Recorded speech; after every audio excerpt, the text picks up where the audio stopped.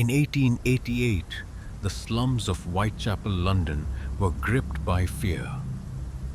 "I am Jack the Invisible Phantom." He sent taunting letters to the police, complete with cryptic ciphers, but his true identity remains a mystery. 5 women, possibly more, were brutally murdered. He reveled in the media attention as if all of London were his stage. To this day, Jack the Ripper remains an unsolved nightmare.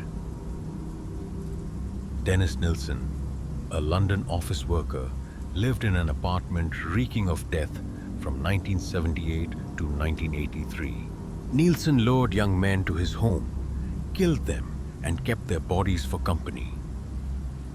He dismembered the corpses, boiled them, or flushed them down the drain.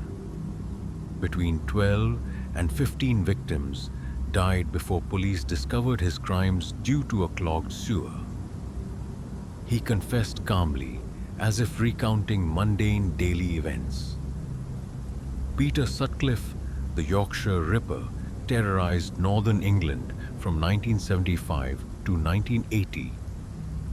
Targeting women, often prostitutes, he killed 13 and injured many others. He was caught by chance during a routine police vehicle check. Sutcliffe claimed God's voice compelled him, but the court dismissed his defense. Fred and Rose West, a diabolical couple in Gloucester, turned their home into a slaughterhouse from 1967 to 1987. They abducted, tortured, and killed at least 12 young women, including their own daughter. Victims' bones were buried beneath the floorboards. The police uncovered the crimes after a victim went missing. Rose denied guilt, but Fred took his own life in prison. Andrei Chikatilo, the butcher of Rostov, killed over 50 people in the Soviet Union from 1978 to 1990. Targeting children and women, he lured them into forests for his barbaric acts. Chikatilo was caught after police monitored train stations. He confessed with a smile, as if boasting of his deeds. He was executed in 1994. Fritz Haarmann, the vampire of Hanover, spread death in Germany from 1918 to 1924. He lured young men to his home, killed them, and sold their flesh as pork. At least 24 victims perished. Haarmann was caught when human bones appeared in a river. He laughed as he was guillotined in 1925.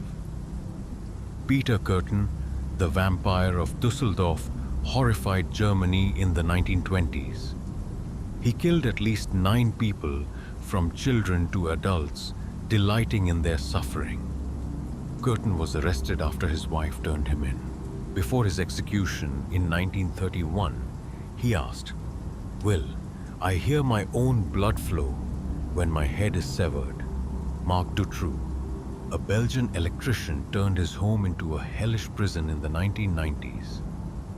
He abducted, tortured, and killed at least 6 young girls.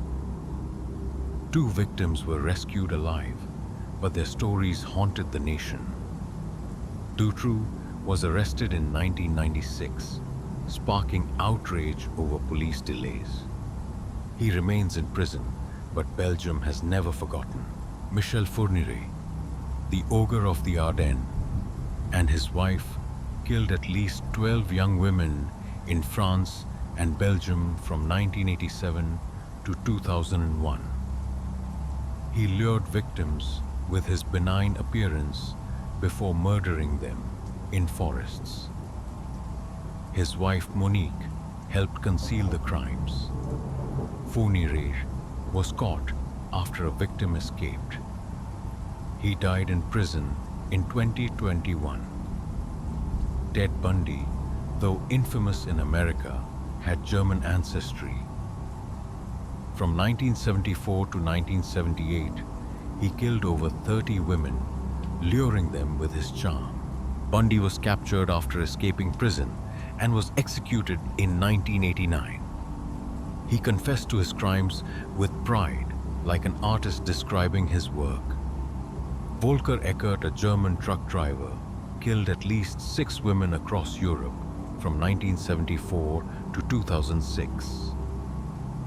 Targeting prostitutes, he murdered them in his truck and dumped their bodies in different countries. Eckert was caught when German police found victims' photos in his vehicle. He took his own life in prison in 2007. Anatoly Onoprienko, the Terminator of Ukraine, killed 52 people from 1989 to 1996. He broke into homes, slaughtered entire families, and burned the houses to erase evidence. Onoprienko was arrested after a relative tipped off the police. He claimed supernatural forces drove him. He died in prison in 2013. Alexander Pichushkin, the chessboard killer, haunted Moscow from 1992 to 2006. He killed 48 to 60 people, mostly homeless men, to fill a chessboard. Pichushkin was caught after leaving clues on a victim's body. He aimed to surpass Chikatilo's record. He remains in prison. John George Hay, the acid bath murderer, operated in England in the 1940s. He killed 6 to 9 people, dissolving their bodies in acid drums to eliminate evidence. Hay was caught when police found human fat in his workshop. He believed acid would spare him execution, but he was hanged in 1949. Issei Sagawa, a Japanese student in Paris, shocked the world in 1981. He killed his classmate Renée Hartevelt and consumed her flesh over days. Sagawa was caught dumping her remains in a park. Deemed mentally unfit, he was released and became a celebrity in Japan. He remains free today.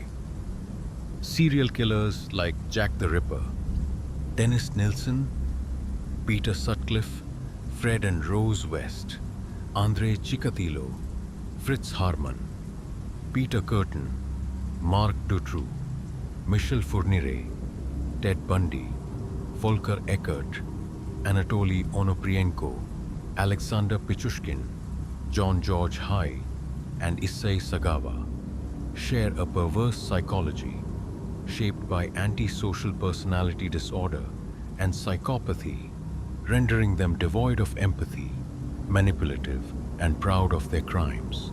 Many exhibited sadistic sexual disorders, deriving pleasure from pain and destruction as seen in Chikatilo Curtin and the Wests, while Nielsen and Sagawa displayed rare disorders like necrophilia or cannibalism.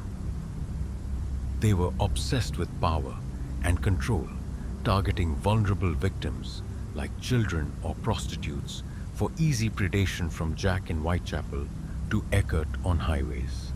Narcissistic disorders drove Jack Bundy and Pichushkin to crave fame, viewing their crimes as masterpieces. Their behavior was predatory, with some like Bundy and Fourniret methodical, and others like Onoprienko impulsive.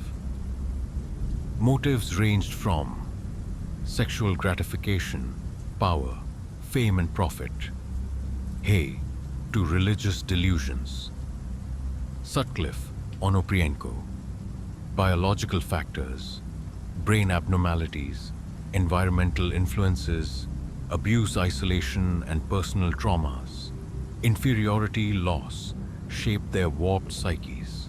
They exploited social conditions such as poverty or instability to conceal their crimes, leaving a legacy of horror and prompting legal reforms across Europe. These killers not only inflicted suffering on their victims, but also instilled collective fear. Jack the Ripper plunged London into panic, while Dutroux's case sparked outrage in Belgium over police incompetence. Their actions drove legal reforms such as improved serial crime investigations in the UK post-Sutcliffe and enhanced child protection in Belgium post-Dutroux.